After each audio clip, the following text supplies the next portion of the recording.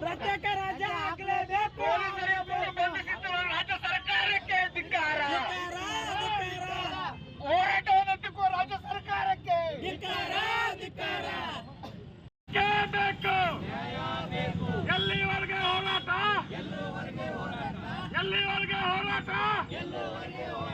ಬೇಕೇ ಬೇಕು. ಕಲ್ಯಾಣ ರಾಜ್ಯ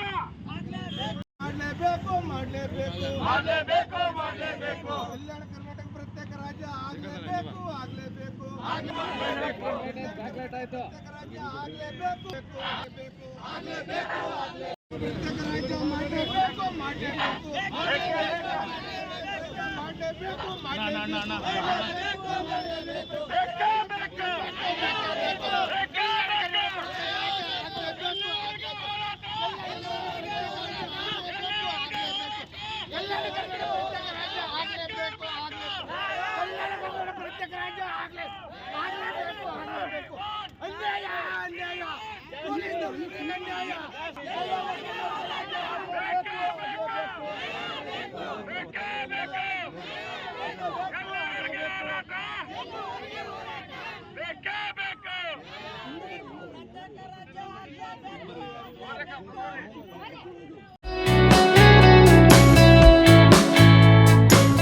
ದಿವಸ ಕಲ್ಯಾಣ ಕರ್ನಾಟಕಕ್ಕೆ ರಾಜ್ಯ ಮತ್ತು ಕೇಂದ್ರ ಸರ್ಕಾರಗಳು ಮೇಲಿಂದ ಮೇಲೆ ಅನ್ಯಾಯ ಮಾಡ್ತಾವ ಅನ್ನೋ ದೃಷ್ಟಿಯಿಂದ ಇವತ್ತು ದಿವಸ ನಾವು ಕಲ್ಯಾಣ ಕರ್ನಾಟಕ ಪ್ರತ್ಯೇಕ ರಾಜ್ಯ ಧ್ವಜಾರೋಹಣವನ್ನು ಮಾಡ್ತಾ ಇದ್ದೀವಿ.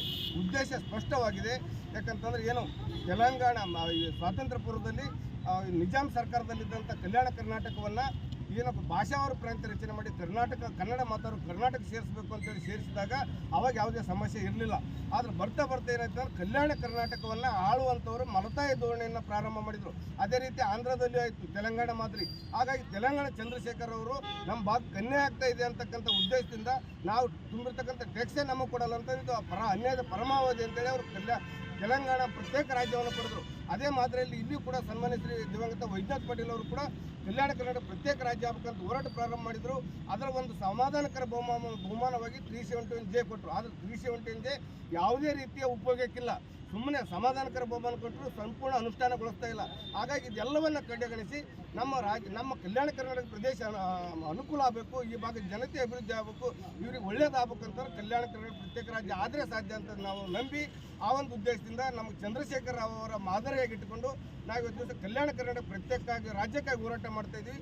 ಯಾಕಂತಂದ್ರೆ ಇವತ್ತು ದಿವಸ ಕಲಬುರಗಿಯಲ್ಲಿ ಎಂತೆಂಥ ಸಾಹಿತಿಗಳಿದ್ರು ಕೂಡ ಒಂದು ರಾಜ್ಯೋತ್ಸವ ಪ್ರಶಸ್ತಿ ಕಲಬುರಗಿ ಕೊಡ್ತಾ ಇಲ್ಲ. ಇದು ಕಲಬುರಗಿಗೆ ಕಲ್ಯಾಣ ಕರ್ನಾಟಕ ಮಾಡ್ತಕ್ಕಂಥ ಅವಮಾನ ರಾಜ್ಯ ಸರ್ಕಾರದ್ದು.